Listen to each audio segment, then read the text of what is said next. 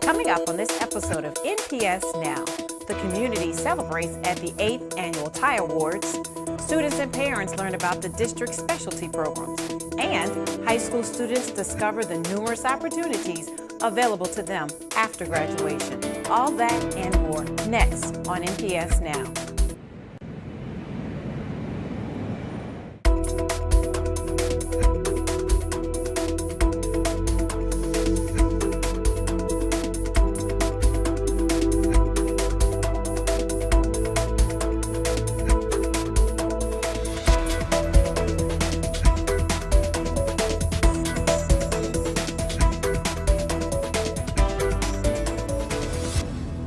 Hello and welcome to NPS Now, your source for news and information about Norfolk Public Schools.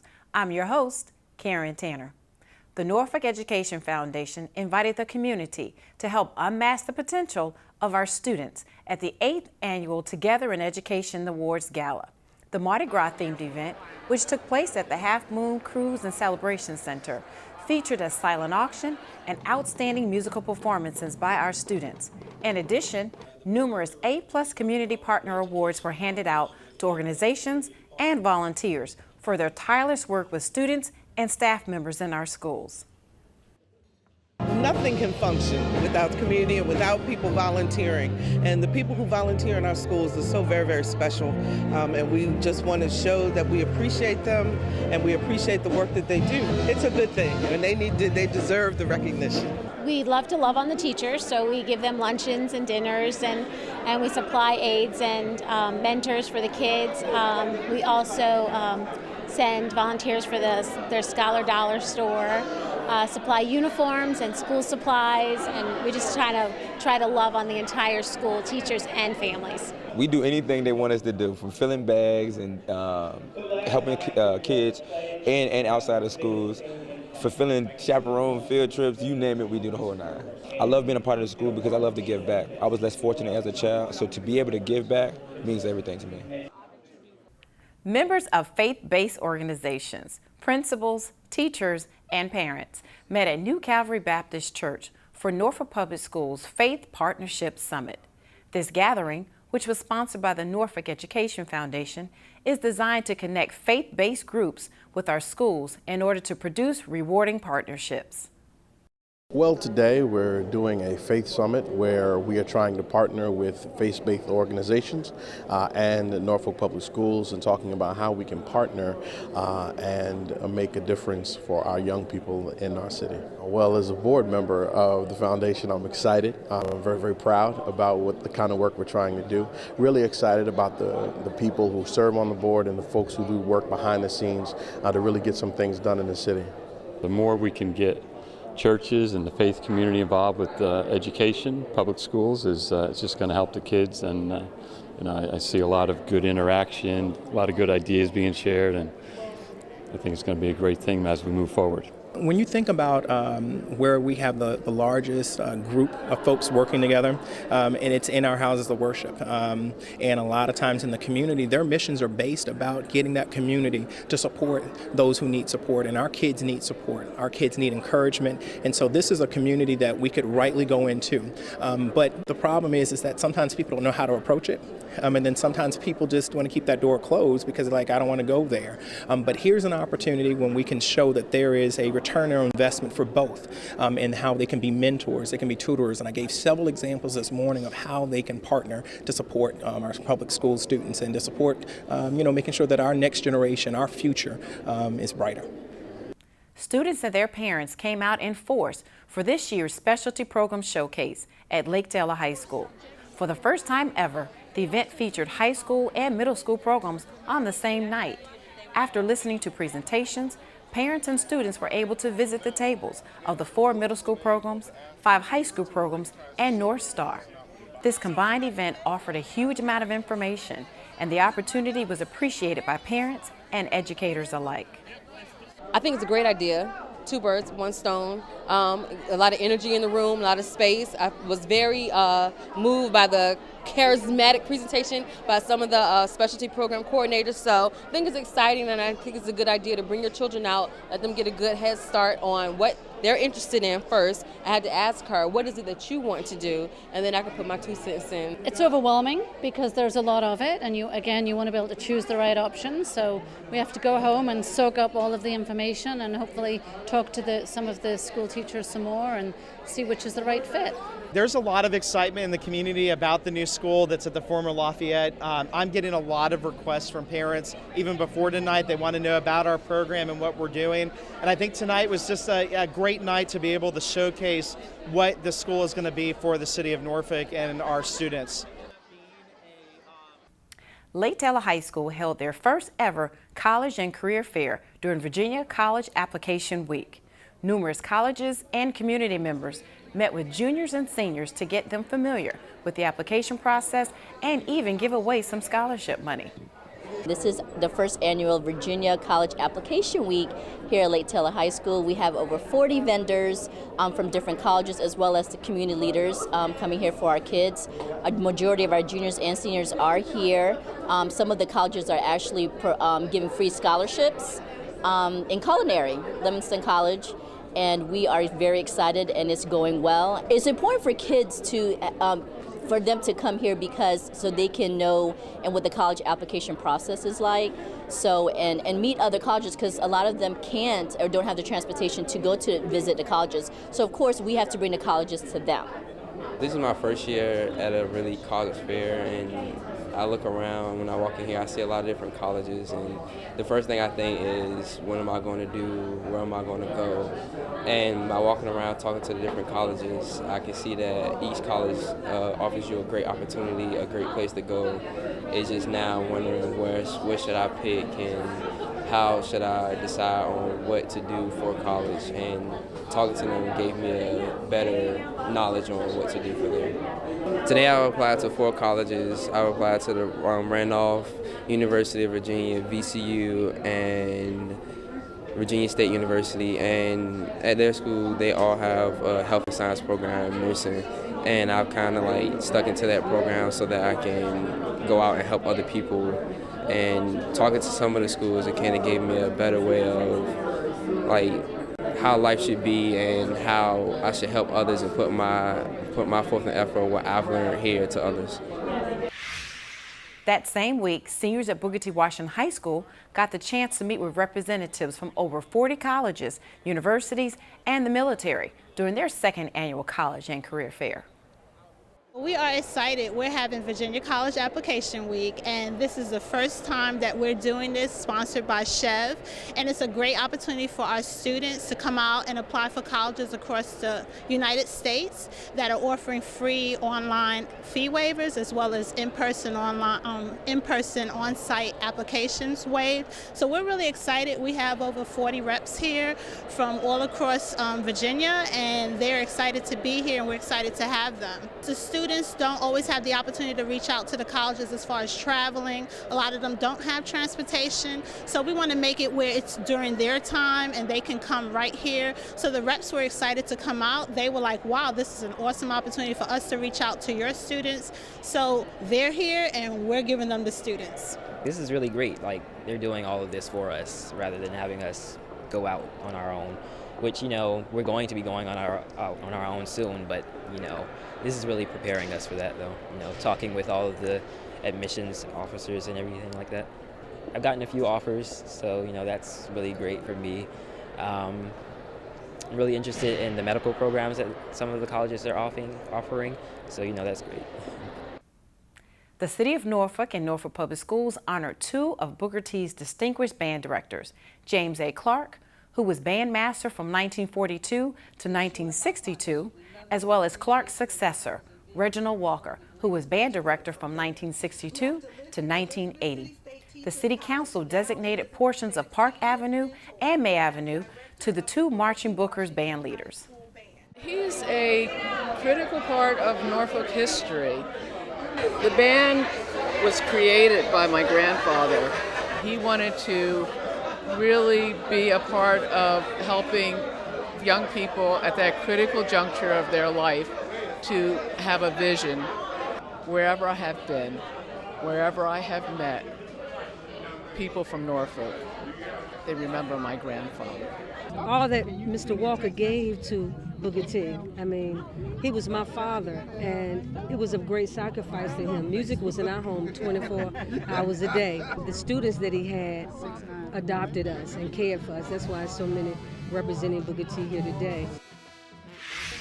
The Department of Learning Support Special Education held a ribbon-cutting ceremony in late October for the Parent Access Center. The center will provide a variety of services and resources to help support families, teachers, and the community with disability awareness and special needs support. Training through workshops and seminars will be offered, along with resources such as books, articles, and DVDs on disability awareness and parenting concerns. The Parent Access Center is located at 3016 Princess Anne Road, across from the Rocke Core Community Center. U.S. track and field team sprinter Charles Clark visited the Academy of International Studies at Rosemont to talk to students about putting an X on bullying and following their dreams. He was the first speaker ever to be requested by members of the student body. It was all about What Matters Foundation. We have a campaign that we're partnering with CHKD and Coles. It's called the Campaign for X on Bullying. Really just to raise awareness about that it does exist and ways that we can resolve that issue through the peers. You know, it's all about involving the students in this initiative. You need to stop that! As you can see through this event, kids gave awesome answers, and you know, I really think there's going to be change here.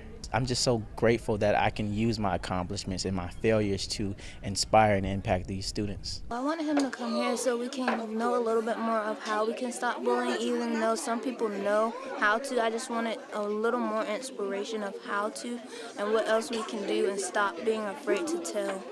He told us how we can stop bullying and how we can go and tell someone, and that everyone is here for us and that we can be inspired by other people. Two lucky teachers at Bayview Elementary got to douse Principal Dr. Valerie Walton and Assistant Principal Daniel White with buckets of ice water, thanks to the school's outstanding participation in the United Way fundraising campaign. Bayview wanted to give back, and given that we surpassed our goals, the way that it worked, we asked our teachers to take the principal's challenge. Our challenge was if any teacher gave $75 or more, they would get a chance to enter into a contest to dunk the principal and the assistant principal. And we're here today because we did surpass our challenge. Bayview's staff and students raised approximately $3,500 during this year's United Way campaign. The Norfolk School Board and Administration welcomed state legislators and community members to the Town Point Club for the annual legislative breakfast. Several members of Virginia's General Assembly and their aides attended the event, which brought about a candid two-way conversation about public education in the city of Norfolk. This was exciting because our legislators are here and they're interested in education in Norfolk as well. It's wonderful to have so many of them here in person and at least many others represented. Exciting moments. One of the greatest moments was we need more time for our students. We need more learning time for our students, and these representatives are willing to help us get that. We came here to interact and discuss with the Norfolk School Board and other interested stakeholders in Norfolk's education system what the needs are, what their legislative priorities are, and to offer suggestions about what we think is realistic given some of our fiscal constraints this year. It was excellent. I think they came up with some great ideas about being very specific about what we need in terms of state funding flexibility. What is the flexibility that we need? Focusing on CTE, that's fabulous. I'm glad to hear the support about CTE. And then, you know, they said that they will support a waiver if we choose to have a pre-Labor Day start or an extended programming of some kind that's beyond the 180 days or the way we structure our school year. They're willing to support that, and that's good to know. The School Board of the City of Norfolk will hold a work session on Wednesday, December 3rd at 2 p.m. on the 12th floor of the School Administration Building. The session will be aired live on Channel 47 and the NPS website. There will be a community planting day at Booker T. Washington High School on Saturday, December 13th at 9 a.m. Join Norfolk City Councilwoman Mamie B. Johnson for this great beautification project. For more information, contact Josh Hazard at 2400, extension 236. If you have any great story ideas or events happening at your school, please be sure to contact us at npsnews@npsk12.com. Stay tuned for more NPS Now after this.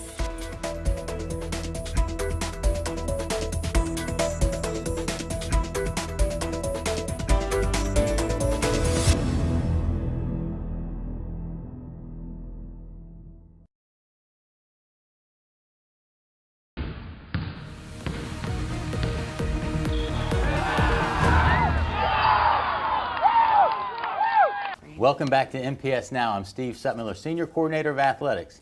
Today we have two special guests in the studio to talk a little bit about basketball and a big day that's coming up for Norfolk Public School elementary students. We have Coach Karen Barefoot from Old Dominion University, head basketball coach. Welcome. Nice to be here. And then we have Deb Rocke, Senior Coordinator of Health and Physical Education, and who is probably one of the main organizers of this event, along with a lot of other people. So, Coach, before we get into this event, tell us a little bit about yourself. Well, I think anybody who knows me, I'm just passionate.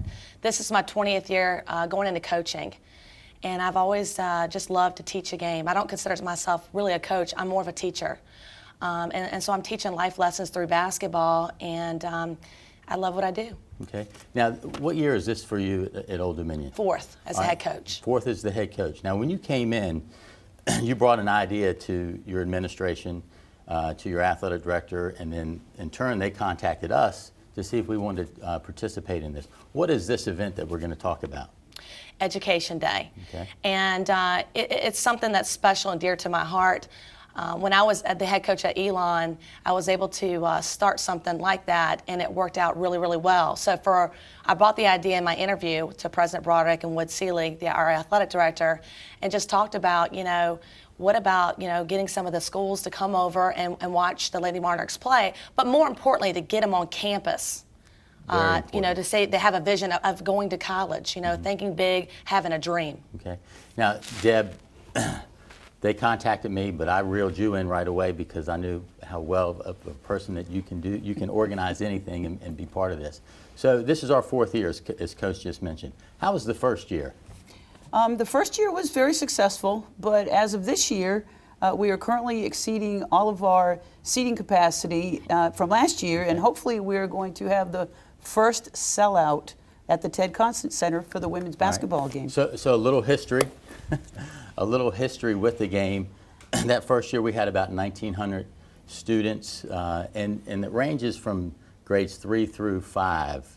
From about 35 of our elementary schools. Mm-hmm. And then it went up a little bit more the following year. And last year it was just unbelievable, the number of students and faculty and chaperones that we had participating. I think we were at like 6,300, and I may not have the right number, but this year, from our last meeting, we're almost at 6,800 students, faculty. So that's unbelievable, Coach. That program has taken off. So it has shaped a life of its own.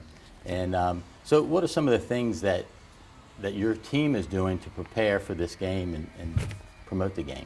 Well, they're getting out and going to the schools, and they're talking to the kids, and they're sharing their stories of what it takes to go to college, to get to college.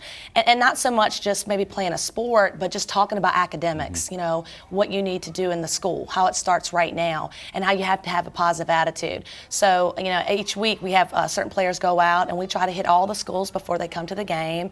And you can tell because when the game starts, there's a spirit group, and they're all cheering for different players, and they're excited to be there, and they know the stories of their players of how they got there. All right. Deb, let's talk a little bit about the logistics behind pulling this off. It's a collaborative effort amongst many people. When we go into that meeting, that round table at Old Dominion is packed, and there's not enough chairs a lot of times. So talk a little bit about the logistics of the event. Well, the logistics of the event, first of all, start with transportation and getting the students there. We'll be running approximately 145 buses to get all of our students there to participate in this event. While the students are there, as Coach Barefoot just mentioned, this is great for the college and career readiness for them to be able to have that experience and be able to see the campus where some of the students might not have that opportunity. Once we get the students in the seat, which is a great experience with a class that has taken place at Old Dominion with Dr. Lyons' class, those students are also the liaisons. So each school has a liaison that they can communicate with. Some students will get food vouchers so that they can have lunch there on campus, and then they get to experience the game. Now, once the game is done, we also provide them with the stats, so they can take that back to their schools and work on a math project for them to be able to understand the statistics behind a basketball game. Okay. Coach, the first 2 years, we did it.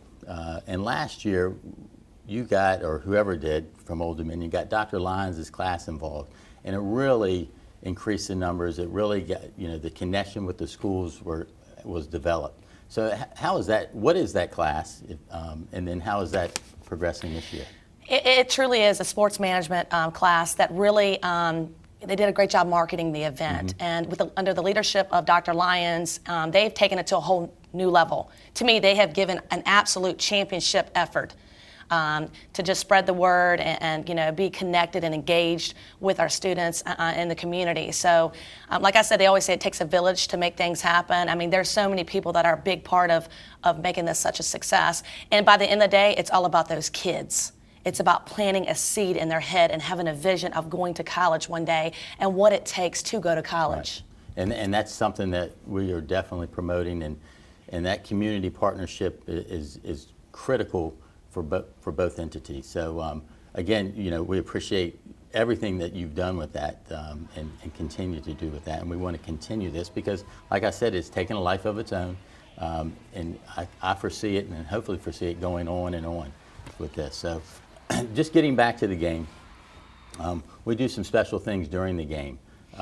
Deb, what are some of the things that we're doing during the game? Well, for pregame, we're going to recognize our Teacher of the Year at Willard Model School, Matt Roderick. Okay. And he's going to be receiving the game ball that will be presented to him.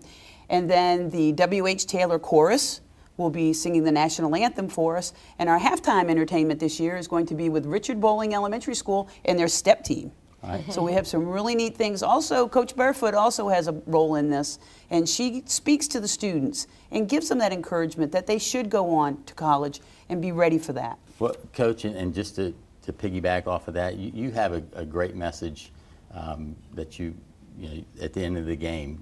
Hopefully we're going to get it before the game so everybody hears it. What are some of the things that you try to express in that message? I just try to talk directly to them and just tell them how it's really important just to kind of get involved, to be confident of yourself, to not worry about making mistakes, but do your absolute best, and just have a vision of, going to college one day. And when they get to our campus, it's like overwhelming. Some of them have never been there before, and that's so exciting. And then they have that, oh my gosh, this could happen. I can have this happen. But it starts, in the classroom. It starts, just with yourself of being positive. And I remember my challenges of growing up and, being 6 or 7 years old, and there was no girls' teams or any kind of sports. I always had to play with the guys and things like that. And so as I started to get into coaching, I realized, what can I do to give back to the community? This is where I'm from. I need to get involved. It's more than just me being a coach or my players just playing basketball. So to me, I'm very passionate about it. And if I can just give them some of my energy and some of my hope for just, reach high and go for your goals, it makes me feel really good. Okay. Well, I can tell you're passionate because I can see it, feel it, and hear it right now. So I want to give you one opportunity right now. When is this game, and how can we look forward to this? Well, December 3rd is the game, and mark it on your calendar. It's going to be a day that, everybody, we celebrate together of just coming together as a community and just helping every kid out there have a vision and a dream. And I can't thank, there's so many people to thank. It's not about me, it's about everybody just coming together and to do the right thing. And I am so excited to be a part of this, and I thank so many people, Deb, for organizing this event, everybody coming together. It's been amazing. All right, so December 3rd, tip-offs at 11 a.m., and you're playing Howard University, correct? That's right. All right, great information. We want to thank both of you for being here, and we look forward to that December 3rd matchup. Thank you. All right, more NPS Now after this.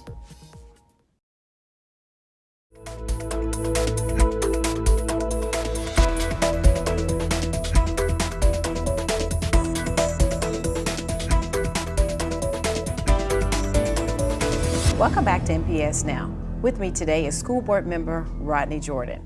Welcome to NPS Now. Good to be back. Great to have you back, and you've just recently returned from the Virginia School Board Association's recent conference, and they awarded you something. Yeah, it actually was a thank you. I co-chair a task force on schools in challenging environments with Dr. Mark Lindenberg out of Winchester Schools. He's a superintendent there, and so for the past year, really almost 15 months, we've been working as a task force to address some issues around schools in challenging environments, and so they were thanking us for leading that task force and all the work we've been doing for the past year to 15 months. Well, tell me a little bit more about some of the things this task force was working on, the challenges. Well, the task force really evolved from the Virginia School Board Association Board of Directors getting requests for assistance from school board membership. So, they have 130 some school board members around the Commonwealth looking for support and assistance for schools in challenging environments. Around the same time, we were having issues around the Opportunity Education Institute that was looking to take over schools. We had the A2F grading system.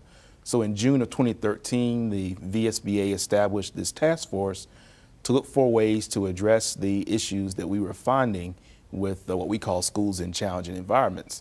And so we've been working together. We've been a diverse group of task force members representing urban districts like Norfolk, smaller districts, rural districts, conservatives, liberal, you name it. And we were all coming together to try to see if we could develop first some solid research and background data on what does it mean to be a school in a challenging environment, and then come forward with some recommendations to begin to show progress. Because it's one thing to complain, my words, about chronically failing schools or schools that we call chronically failing. It's another thing to step forward and try to come forward with some recommendations to do something about it. And that's what our task force has done. And we've put together, I guess it's about 37 to 40 page report with a series of recommendations focused on various domains. And now we're in the process of getting that information out and trying to get various stakeholders to take action. Give us some of the examples. I don't want you to recall everything, but from what you off the top of your head, some of the results. Well, first let me tell you, we got it's a whole lot of things we could be doing. And what we ended up doing is prioritizing around 5 domains: community and family engagement, specialized training, funding and infrastructure, teacher quality, and student learning. And so in each of those domains, we did a variety of research. We tried to make sure that there was some accountability for all the different target groups, for example, school board members, the General Assembly, VSBA, the community at large, and had a series of recommendations that we thought would make a difference. And so in some cases, we looked at how we could add additional days for learning to teacher contracts, and then we would ask the General Assembly to provide support for those contracts. We clearly identified from our research that we tend to think there's a one-size-fits-all, and I think often coming out of the General Assemblies is one-size-fits-all. But the reality is that a school that's in a challenging environment faces versus some other schools is just vastly different. So we just want to make sure that teachers are prepared to be successful there, school boards know the type of supports they can provide, superintendents can provide leadership, and then the General Assembly and our local appropriating bodies understand the resources that are necessary to make sure that those schools have the supports they need to be successful. So what's going to be the next step from this? Well, we've had a host of meetings. We, at the education conference back during the summer, Governor McAuliffe requested that we place a copy of the task force report on his desk when it was done. So we did that. So we went and met with him. We have a summit that's coming up in December. It's going to be a partnership between VSBA and VDOE and Virginia Commonwealth and some others. And so we have to do a couple of things. One, we have to get the information out there, because what we found is that often we think we are measuring academic performance, but almost all the schools that fall on the list are 50% greater free and reduced lunch. Often are schools where it's predominantly children of color. And so in essence, we're finding that we are measuring poverty and segregation versus academic performance. And so our recommendations try to first get people to deal with the realities of what the data is telling us about the children that are in these schools, and then also then move forward with building support for the recommendations that we have.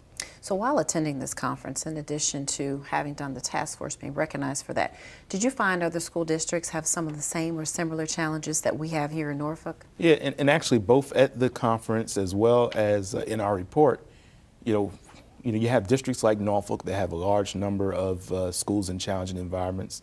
I grew up in Virginia Beach schools. They have schools that are in challenging environments as well. So an example of one of the workshops I attended, the Roanoke City Schools had something on their equity scorecard. And so they've been intentional about how they take resources that they have, look at the data that's before them, and then be able to show what school boards can do as well as what you can do in the classroom to have positive impact. This has been some great information. Is there some things coming down the pike, new initiatives that are meaningful for you? Always. Well, trying to combine the work. So I'm not done with this work, at least from the VSBA perspective. As I mentioned, we have the summit coming up. We're working with our legislators to move some progress. We're going to ask school boards to do things such as adopt family engagement policies. And we'll just continue to try to get these best practices out there and then build public will and support. Because, when we deal with issues of, class and race and performance, a whole lot of things come to bear. And we just want to make sure that, A, people are prepared to have the conversation, and then people are willing to make the tough decisions in order to do the improvements. You have been a great proponent of the PTA. You participated in a parent engagement event and had Cox Communications come out, Cox to Connect to Compete, I think. There's a Connect to Compete program that offers affordable internet for qualifying families. And all of that then ties back again to much of the work that we've been doing with the task force. Okay, great. Well, thank you for coming on the show and share. Thank Again, you. Congratulations. Well, thank you. And I see the work will continue. Yes. So look forward to talking to you again. My pleasure. Thank you for being here. Thanks for having me. Great. And thank you for watching NPS Now. It airs weekly on WNPS, Channel 47, or you can view us online at www.npsk12.com. If you have any great story ideas, email us at npsnews@npsk12.com. Again, we want to thank you for watching NPS Now.